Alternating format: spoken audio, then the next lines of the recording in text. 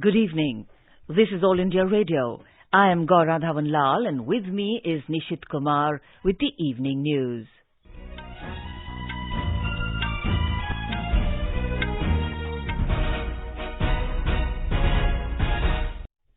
The headlines. Prime Minister Narendra Modi virtually inaugurates and lays foundation stones of various projects of Shrimad Rajchandra Mission worth more than 300 crore rupees in Gujarat. It is the responsibility of us all to bring women's power in the country to the fore in the form of national power in Azadi Ka Amrit Mahotsav, says Prime Minister. Rajya Sabha passes Family Courts Amendment Bill 2022 with a voice vote. Government sets target of increasing natural gas in primary energy mix by 15% by 2030. External Affairs Minister Dr. S. Jaishankar participates in ASEAN-India Foreign Ministers Meet at Phnom Penh in Cambodia. Issues of digital, health, agriculture, education and green growth figure in the meeting. Central University entrance test exam rescheduled today, postponed at a few centres across 17 states due to technical and administrative reasons. And in Commonwealth Games, pugilists Amit Panghal, Sagar Ehlawat and Jasmine Lamboria assure India bronze medals. Hima Das enter semi-final of women's 200-metre run.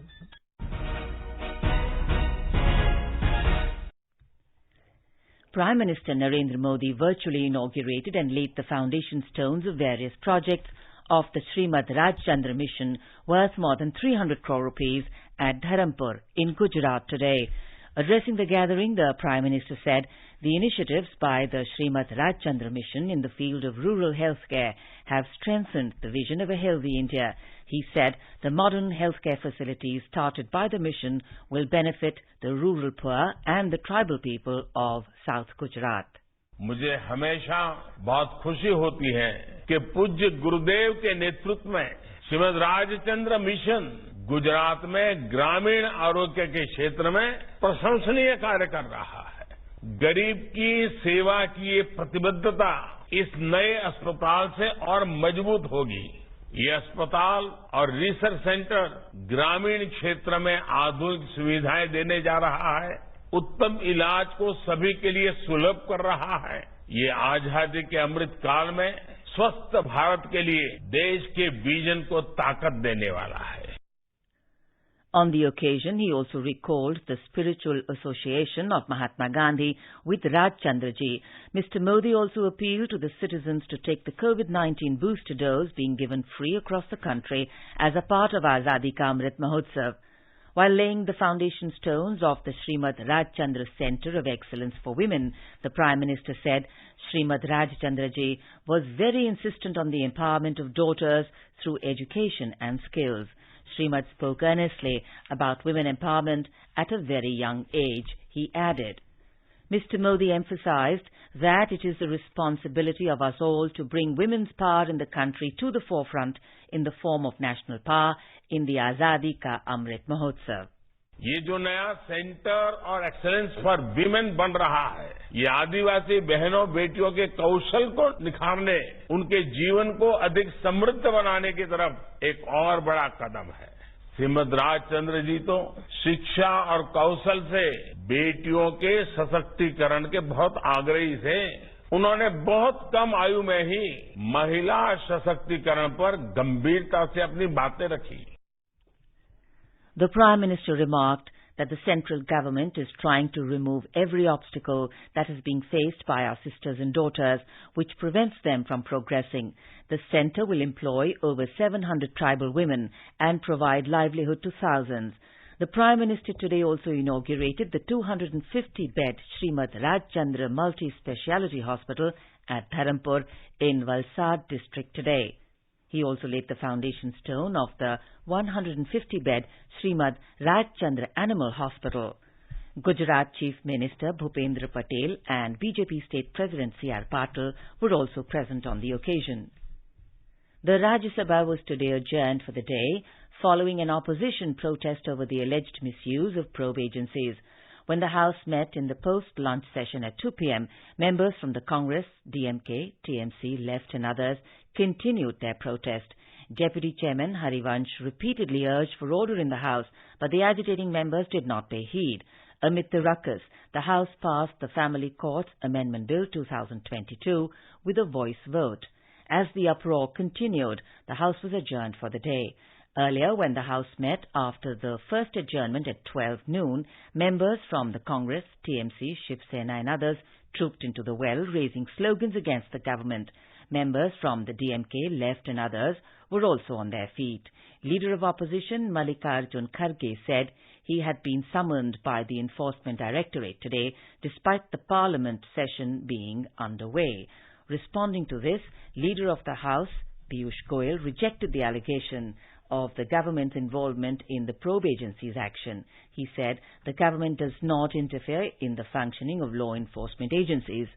Mr. Goyal alleged that probably the previous Congress government used to interfere in the functioning of agencies. Terming the allegation as baseless, he said the opposition must follow the law and allow the House to function. Amid the continuous uproar, the presiding officer repeatedly urged the maintaining of order in the House, but the agitating members continued with their sloganeering. The House completed question hour amid the din. Minister of State for External Affairs, Meenakshi Lekhi, has said that the government has been in touch with educational authorities in Ukraine regarding the continuation of studies by Indian students who returned from Ukraine. In a written reply in the Rajya Sabha today, Ms. Lekhi said currently the ground situation in that country does not permit the return of Indian students. She said the Ukrainian side has reiterated its willingness to allow Indian students to continue their courses online. The minister said National Medical Commission, NMC, has devised a scheme under which Indian medical students who did not undergo physical clinical training due to the extraordinary situation but were granted certificates of completion of degree by respective institutes in foreign countries on or before the 30th of June 2022 will be permitted to appear in the Foreign Medical Graduate Examination FMGE. She said upon qualifying the FMGE, such students will be required to undergo compulsory rotating medical internship CRMI for a period of 2 years in order to be eligible for registration in India. Ms. Lekhi said issues relating to education of Indian medical students from overseas are dealt as per the extant rules and regulations of the Ministry of Health and Family Welfare and the National Medical Commission. Information and Broadcasting Minister Anurag Singh Thakur has said that All India Radio FM channels have a higher listenership compared to many private FM channels.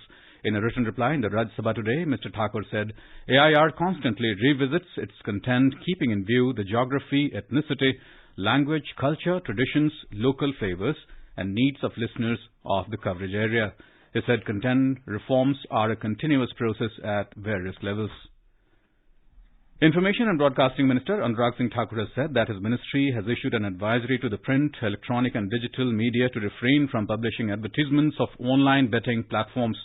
He added these advertisements are misleading and do not appear to be in conformity with the Consumer Protection Act 2019, Advertisement Code under the Cable Television Networks Regulation Act 1995, and advertisement norms under the Norms of Journalistic Conduct laid down by the Press Council of India.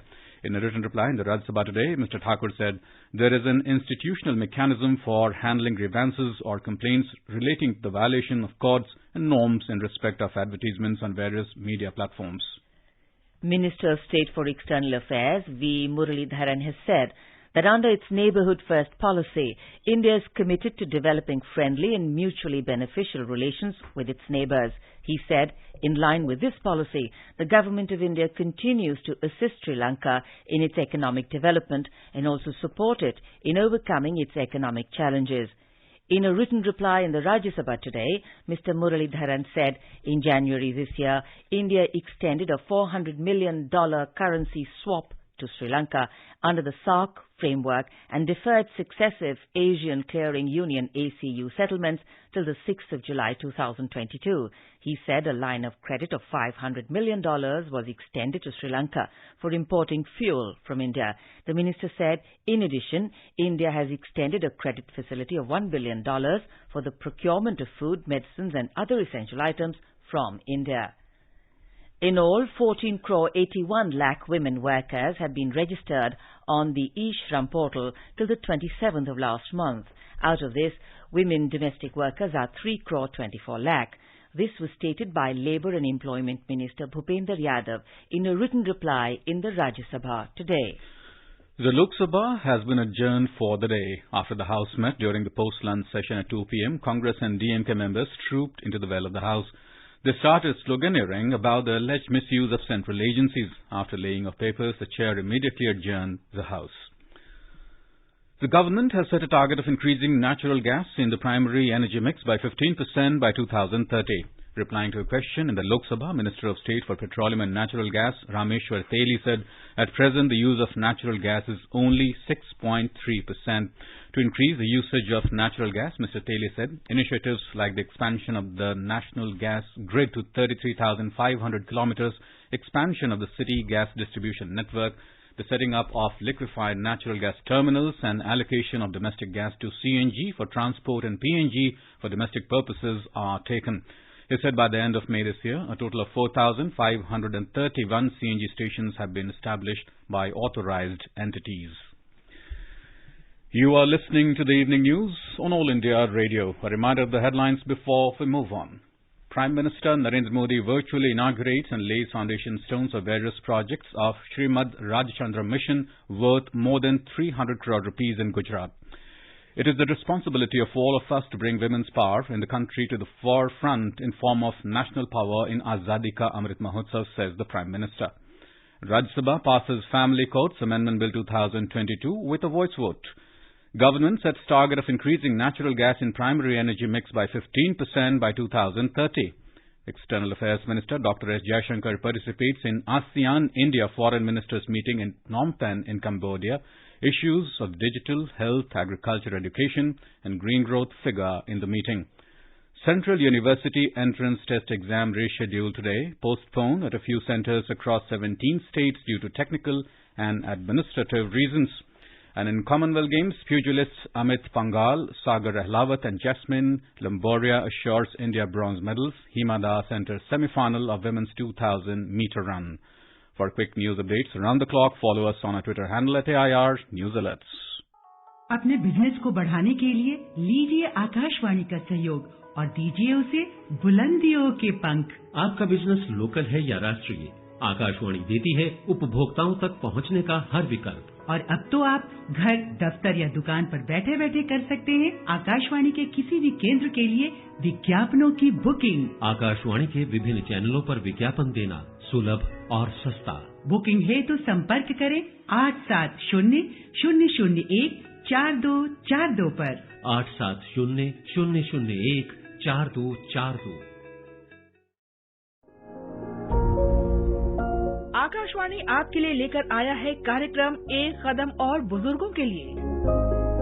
7 अगस्त को प्रसारित होने वाले हमारे कार्यक्रम का विषय है वरिष्ठ जन के लिए बैंकिंग सुविधाएं। आप अपने सवाल हमें 4 अगस्त तक भेज सकते हैं। हमारा व्हाट्सएप नंबर है 9289094044। आप अपने सवाल हमें इस पते पर ईमेल भी कर सकते हैं, एक कदम और airnews@gmail.com। Welcome back to the evening news. External Affairs Minister Dr. S. Jaishankar today participated in the ASEAN-India Foreign Ministers meeting at Phnom Penh in Cambodia. In a tweet, Dr. Jaishankar thanked Singapore Foreign Minister Vivian Balakrishnan and other foreign ministers of ASEAN countries for a good discussion. He said there was strong convergence on the Indo-Pacific United Nations Convention on the Law of the Sea, connectivity, COVID-19, terrorism, cybersecurity, Ukraine and Myanmar. He added that digital, health, agriculture, education and green growth will drive the ASEAN-India partnership. The indigenously developed laser-guided anti-tank guided missiles, ATGM, were successfully test-fired from the main battle tank MBT Arjun by the Defence Research and Development Organisation, DRDO, and the Indian Army at KK Ranges with the support of the Armoured Corps Centre and School, Ahmednagar, in Maharashtra today. The missiles hit with precision and successfully destroyed targets at 2 different ranges. Telemetry systems have recorded the satisfactory flight performance of the missiles. Raksha Mantri Rajnath Singh has complimented DRDO and the Indian Army for the successful performance of the laser-guided ATGMs. The National Testing Agency NTA has said that the Common University Entrance Test CUET-UG scheduled today was postponed at few centres across 17 states due to administrative and technical reasons. The NTA in a statement said that the test first shift will be held on the 12th of this month for a few examination centres. NTA said, based on recommendations of observers and city coordinators, the second shift scheduled today is cancelled and the same will now be conducted between the 12th to 14th of this month. It said the same admit card will be valid for the concerned candidates whose examination have been postponed. In case the dates 12th to 14th August is not suitable, the candidates can send an email to datechange@nta.ac.in mentioning their desired date and roll number. Meanwhile, the candidates have also been advised to be in touch with the NTA website www.nta.ac.in and cuet.samarth.ac.in for the latest updates regarding the examination. The Department of Social Justice and Empowerment has organized Nashe Se Azadi National Youth and Students Interaction Program today under the Nasha Mukt Bharat Abhiyan. The Ministry of Social Justice and Empowerment is running a flagship campaign known as Nasha Mukt Bharat Abhiyan that was launched on the 15th of August 2020 in 272 districts of India. Social Justice and Empowerment Minister Dr. Virendra Kumar said in his keynote address that Nasha Mukt Bharat Abhiyan, through its innovative programs in the form of Nukkad Nataks, cycle rallies, competitions and wall paintings, have penetrated through the existing social conditioning and brought in a revolution. More than 205 crore 22 lakh vaccine doses have been administered in the country so far under the nationwide vaccination drive. The Health Minister said more than 38 lakh 20,000 doses were administered in the last 24 hours. During the same period, 19,893 new COVID cases were reported in the country. And now let's listen to our special program Azadi Ka Safar, highlighting the importance of the day during the freedom struggle. Azadi Ka Amrit Mahotsav.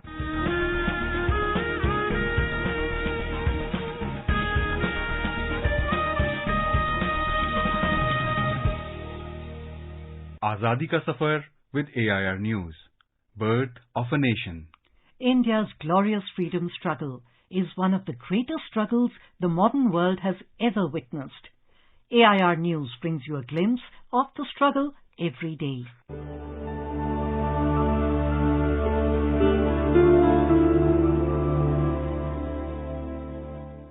Today, we remember the nationalist leader Firoz Shah Mehta, who was born on August 4, 1845 in Mumbai. Mehta entered the Lincoln's Inn in 1864 and qualified for the bar. After being called to the bar, he left for home in September 1868. While in England, he used to visit Dadabhai Naoroji, and these visits were to remain as an important influence in moulding his liberal outlook. Besides Telang and Badruddin Tayabji, some of his close friends were Ranade, Gokhale, Dinshaw Vacha, Umesh Chandra Banerjee and Bal Mohan Wagle. Education absorbed his interests throughout his life. Firoz Shah Mehta saw in education the means by which India could modernize itself rapidly. He helped in the establishment of a Swadeshi Bank, the Central Bank of India. Firoz Shah Mehta is remembered mainly as the founder of the modern Bombay Municipal Corporation, which he fostered and served in a distinguished manner for nearly half a century. He was mainly responsible for the founding of an English newspaper, the Bombay Chronicle, which became an important agency for expressing Indian public opinion. Along with Justice Telang, he founded the Bombay Presidency Association in 1885 and served as its secretary. Firoz Shah Mehta was one of the founding members of the Indian National Congress. He presided over the Congress session held in Kolkata in 1890. In his presidential address, Firoz Shah Mehta said, "All movements of the kind in which we are concerned pass through several phases as they run their course. The first is one of ridicule, that is followed by one of abuse, which is usually succeeded by partial concession, accompanied by warnings against taking big jumps into the unknown. The final stage of all is substantial adoption of the object of movement with some expression of surprise that it was not adopted before. We have pretty well passed the first two stages. We have survived the ridicule, the abuse, and the misrepresentation. We remember the martyr Ramakrishna Biswas. He was a member of Master Das Surya Sen's group of revolutionaries.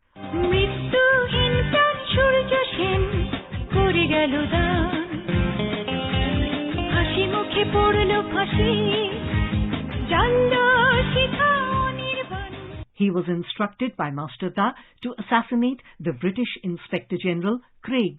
Accordingly, Ramakrishna, along with Kali Chakrabarti, went to Chandpur station on 1st December 1930. He shot dead Inspector Tarini Mukherjee, mistaking him as Craig. Chased by the police, he was overpowered some 22 miles away from that place. Ramakrishna Biswas died on the gallows in the Alipur Central Jail on 2nd of March 1932. AIR News salutes the brave son of the soil.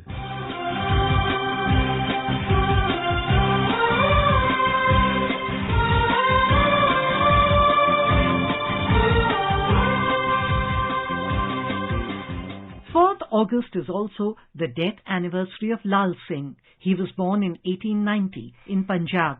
After being transported to the Andaman Islands, he established his business there. Lal Singh joined the Indian Independence League, raised funds for it, and donated the amount to Netaji during his visit to the islands. The Japanese forces arrested him in January 1944 on the false charge of spying for the British and put him in the cellular jail. He was released later, but arrested again and was thrown into the sea on 4th August 1945. We salute the brave son of the soil.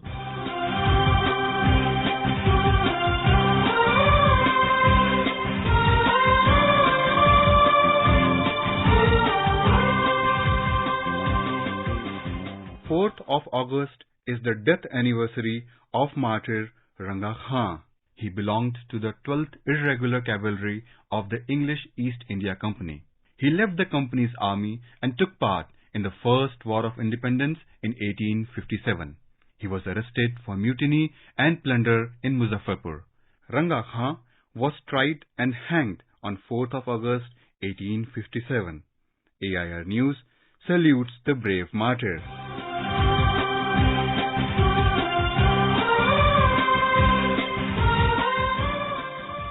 That brings us to the end of this episode of Azadi Ka Safar with AIR News.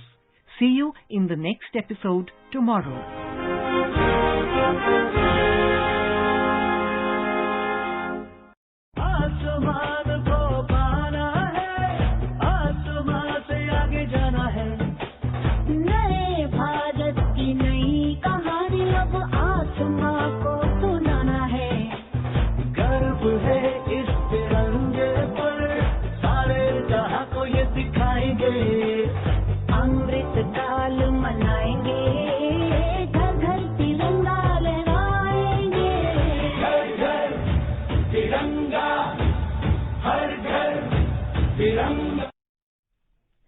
Assam Chief Minister Himanta Biswa Sarma has said that police have busted 5 terror modules of the Ansarul Bangla team ABT in the state since March this year.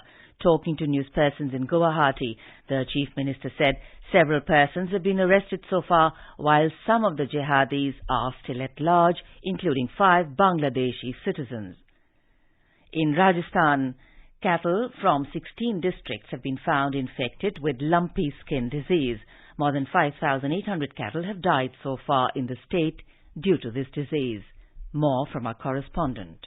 Jodhpur, Badmer, Jalore, Bikaner, Churu and Ganganagar districts are more affected, where the infection is rapidly spreading. Additional teams of veterinary doctors have been deployed in the affected areas. All the districts have been alerted and adequate arrangements have been made for medicines. The central team has visited Jodhpur and Nagaur districts and collected samples. More than 1,300 cattle died in Badmer alone due to this disease. Chief Minister Ashok Gehlot appealed to the Gosala operators, public representatives and NGOs to help the government in preventing this disease. Jitendra Dwivedi, AIR News, Jaipur. On day 7 of the Commonwealth Games 2022 in Birmingham, boxer Amit Pangal has assured India of at least a bronze medal with a win over Scotland's Lennon Mulligan in the men's flyweight quarter-final. Boxer Jasmine Lamboria defeated New Zealand's Troy Garton in women's lightweight quarter-final by split decision and also assured a medal. Pugilist Sagar Ahlawat also reached the semi-finals in the men's super heavyweight category. Hima Das has won her 200 meters heat to qualify for the semi-final. In men's hockey, with the help of hat-trick by Harmanpreet, India defeated Wales by 4-1 to enter the semi-finals.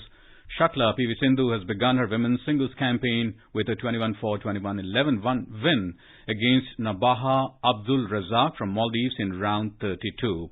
In table tennis mixed doubles, in round of 64, India's Sunil Shetty and Reet Tennyson have defeated Malaysia's Wong Yi Shen and T.A. Shin. In the men's singles, Group 2, Raj Aravindan Alagar defeated England's Dan Belen by 3-1. In badminton, Kidambi Shrikant has defeated Uganda's Daniel Wanagalia by 21-9, 21-9 to enter the round of 16. In squash women's doubles round of 32, India's Sunaina Kuruvela and Anahat Singh have defeated Sri Lanka's Yeheni Karuppu and Chanithama Sinali in straight games. In men's doubles round of 32 match, Velavan Senthil Kumar and Abhay Singh have defeated British Virgin Islands pair Luca Rick and Joe Chapman. So far, India won 18 medals comprising 5 gold, 6 silver and 7 bronze. Hindi film music lovers are remembering the versatile playback singer Kishore Kumar on his birth anniversary today. Apart from being a genius singer, Kishore Da, as he was fondly called by his fans, was also an actor, composer, filmmaker, scriptwriter, editor and songwriter. The interesting fact about Kishore Kumar's singing is that he never took a formal training in singing. His comic timing as an actor is unmatched, leaving audiences in splits. During his illustrious career, Kishore Kumar lent his voice to many superstars like Dev Anand, Rajesh Khanna and Amitabh Bachchan. Apart from his mesmerizing singing in almost all genres, he also introduced yodeling to Hindi film music. Here are a couple of gems from the great Kishore Kumar. मिली एक अजनबी से कोई आगे न पीछे तुम ही कहो ये कोई बात है